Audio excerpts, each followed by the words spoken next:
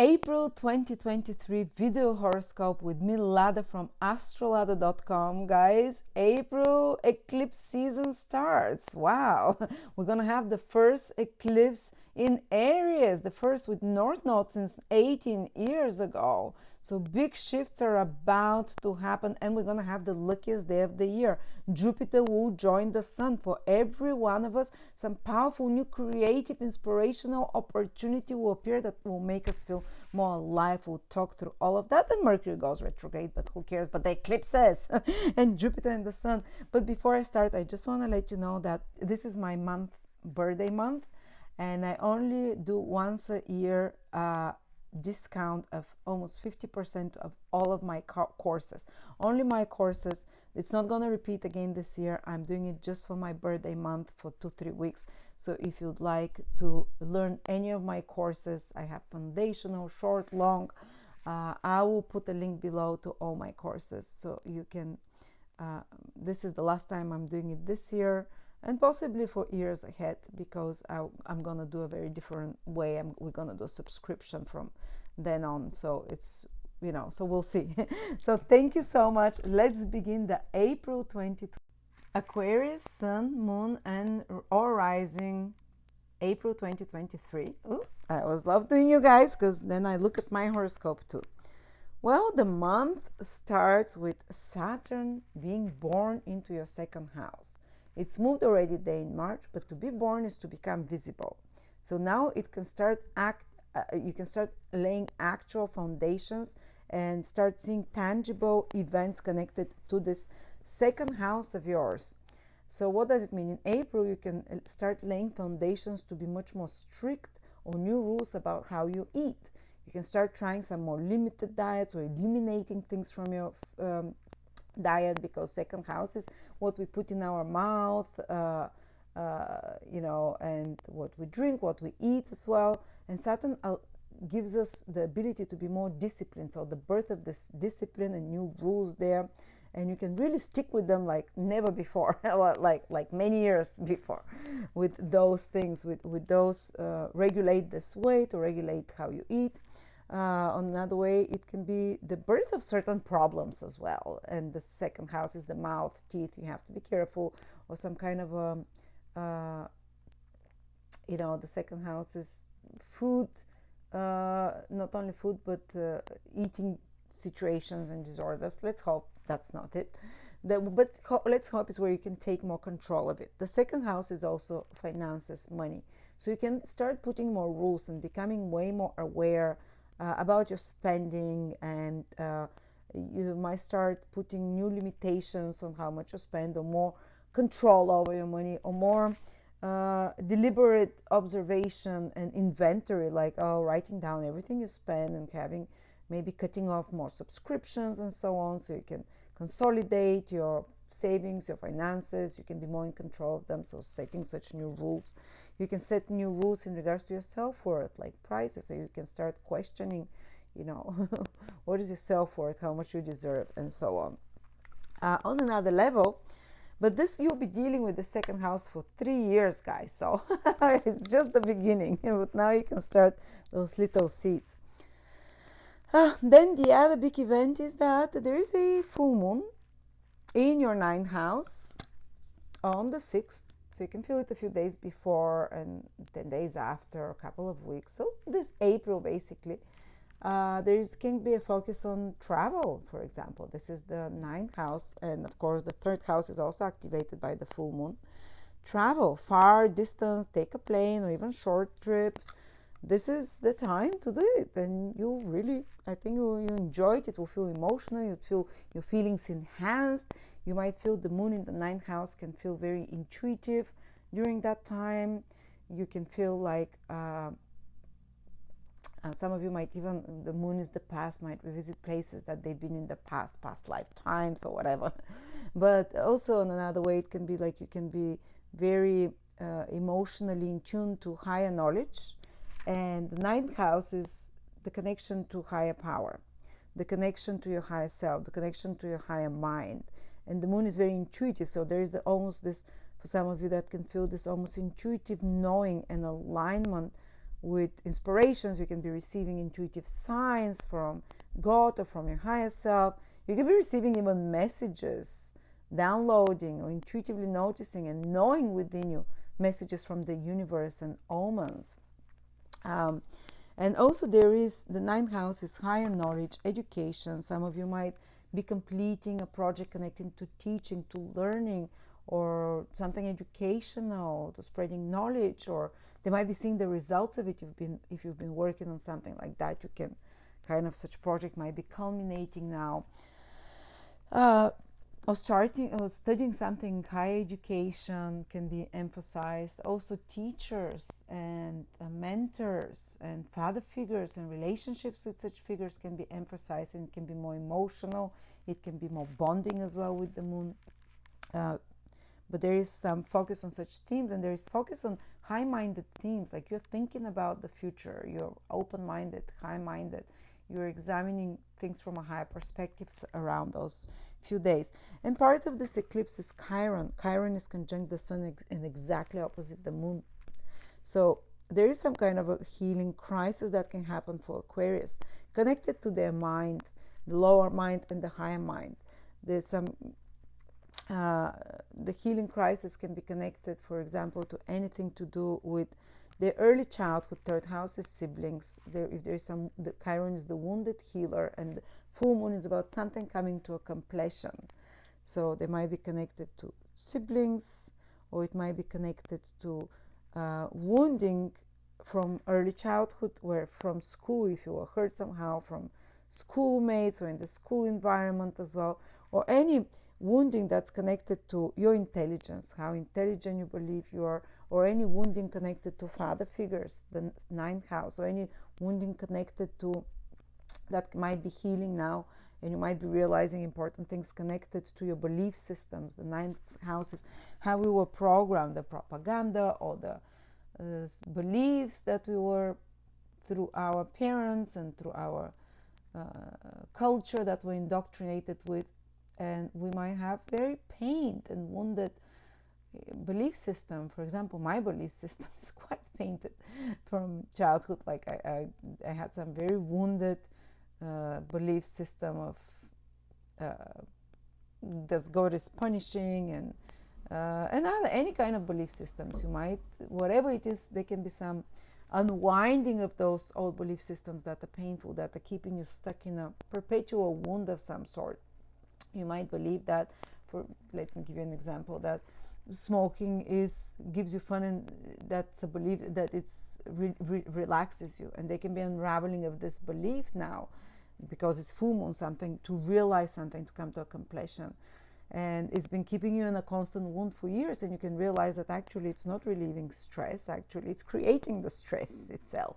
Or another, it can be a belief on any level. It can be a belief connected to your early childhood or whatever, or so something there that can be healed about how you think, because this is the axis of your mind, how you think, lower mind, higher mind, that can be solving of such situations, hopefully. But then after that, there is Sun Jupiter conjunction in your third house, and that's very powerful. The Sun and Jupiter conjunction is considered to be the very auspicious and the luckiest day of the year. Well, I cannot say the luckiest, but definitely the two most powerful planets in our solar system meet together to start a new cycle. And it's the first time they meet in your third house since 2011, something like that, since 12 years, since 2011. So there will be the birth of something very positive and powerful that will bring you, that activates your creativity, and that activates your sense of meaning and life and inspiration, and gives you more joy in life. And it's in the third house. New way of thinking can be born for you. New, more positive thinking approach, to think in more optimistic, positive ways, to think from a higher perspective as well. Your communication style. There can be a new interesting project that is born that fills you with inspiration, and it can be a source of wealth or well-being and joy and happiness over the next 12 years that you develop it till the next cycle. For example, when this happened, actually exactly 12 years ago, in my third house, because I'm Aquarius, when the Sun and Jupiter met in my third house, 12 years ago, that's exactly when I launched Astrolada. I didn't plan it to be on this day. It just happened like that. So on this month, basically. So I'm not saying just on the 11th, the whole month of April, something will be seeded in your life that's a source of wealth or growth and positivity or wisdom and or financial opportunity and spiritual growth and pride and healing and so positive things for the next 12 years. And it took me 12 years to develop that website, and I continue to, and I'm hoping to launch something again now this April. Might not be ready, but it's a month where anything connected to media, to marketing, to advertising, to business, to ideas, to writing, to speaking, to training, to communication, to all of those third house activities, which is the skills of the mind, the skills of the intellect, and the skills of the hands as well. So you can develop a new interest, new hobby can be born for you, new passion to study something, to learn the skills of something, whether it's a new language, piano, astrology course in something. Third house is new information that you're learning. You can come across an incredible book or incredible podcast, something that inspires you, something that, oh, you can start a podcast, you can start a blog, you can start articles, you can start videos to make now. Do something this third house, or start on a course. It's incredible. It will fill your life with positivity and new opportunities. Or you can go on a trip. Third house is trips. That it opens up your mind, opens up new opportunities for you, opens up your consciousness in some way. Or another way it can play out is third house is a social house of social connections and relatives, and you can have really good interactions this month with relatives that are uplifting. You can feel more bonded and connected to people, or more present, so to speak, and new people can appear in your life as well. People in your everyday environment, they might be colleagues, they might be friends, they might be online friends or associates, or someone that you meet that bring new ideas to you, or you can even have new partnerships, like start new business collaboration with someone, or new associate in your life, or colleague that brings some kind of light and inspiration. People in your environment that make you feel more alive, more excited, or just attend some, connect with friends, with people in your environment from early childhood friends as well, whatever, that you feel close, like siblings and relatives that you connect, that you have good times with. That's some of the least way it can play out, but it's still very positive. Funny enough, we're traveling then, and I'm meeting with a school friend, and I'm hoping to launch a website. Woo, crazy. Let's say, or any kind of or mental work, like report you can release, or show business plan to someone. It's gonna be good for all of those things. And then there is an eclipse in your third house again on the 20th of April, and it's with Jupiter and with the North Node. So again, in Western astrology, the North Node and Jupiter act very similarly. They expand something, they give material manifestation. So again, and this eclipse shows for the next 6 to 12 months, it will be affecting your third house. So definitely something fated in connection to your siblings, relatives, the people in your environment. New social circle can appear, new friends can appear that are fated and might be there for a long term, or new interests can appear, new things to study, to learn can appear, new hobbies as well, anything connected to media, to marketing as a project, to writing, speaking, learning. Woof, it's a busy house. Of course, the eclipse can have also a little bit of a crisis. There you have to be careful. In some extreme cases, there can be first some crisis that happens through those third house activities connected to siblings, relatives, or projects connected to media, marketing, business, commercial transactions of any sorts, traveling, and so on. But what I'm seeing here is that April starts this first eclipse in your third house, and this new cycle of Jupiter and the Sun. So it will be a big focus, not just in April, but for a year ahead, at least a year and a half, that something big will be happening there with all those, with some of those third house activities, and that it will be gainful, that will introduce growth, new horizons, new opportunities as well. All right, so the next important thing is that Mercury will turn retrograde in your fourth house on the 21st of May, and will stay retrograde there on the 21st of April, and will stay retrograde there till the beginning of May, the first week of May. And that's, I remember last year Mercury was retrograde in our fourth house again, and that was exactly the time when I started a home project a little bit before it started turning retrograde. So Mercury will be in our fourth house for 2 months. And last year, for those 2 months, I built an outside kitchen in my home. Not me, but with builders. So I was busy with home stuff and building stuff and redoing stuff at home. And it stretched out over a month and a half. But with Mercury retrograde, it means like they have to fix something, or just you're busy with arranging of details of such things, with relocations or home or property, buying or selling property or something, arranging some documents connected to property or place of living and so on. Or maybe spending more time with family, or spending time with family members you haven't seen, or going back to your place of origin and birth during that time, or reconnecting with parents, or or with certain responsibilities or duties that you have to arrange about property, home, family, or family reunions sometimes happen to get back together with family and so on, to reconnect with such people. And as you can see, that there's like third house is siblings and relatives, a lot of interactions where the Sun triggers. Fourth house is family overall, Mercury triggers it. It's interesting how this dynamic will play out.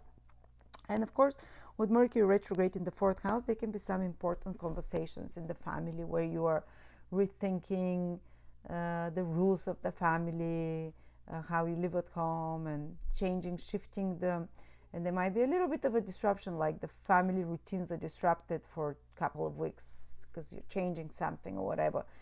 It's a little bit up in the air, and you're shifting something, or some important conversations about family, things from the past, about your childhood, some revelations and remembering things from your early childhood as well, it's possible, and some psychological digging. The fourth house is the house of psychology.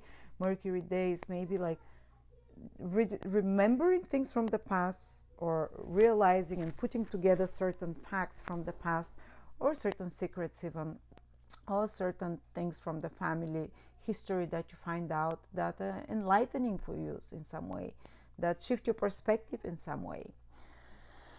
Psychological digging into your own past that is helping you reframe the past in some ways is also possible. And last but not least, Mars will be in our sixth house the whole month. It's forging ahead. It can put us focus on exercise routines, to be more initiative, and it especially might be triggered by some emotional situation. Also, it can make us, because it's a house of sickness, so it can make us some kind of a more acute health condition for some of you, like a cold or stomach pain, or something that's more acute and fast, or some kind of inflammation. Or sometimes it's a call that Mars shows you to change something in your daily habits and routines, and to start out on a workout routine of some sort, to maintain your health. And also Mars in the sixth house can make you very focused to work as well, to get things done, to solve problems, to be more cleaned around, to order things around, and to deal with problems and to get things done, especially at your work.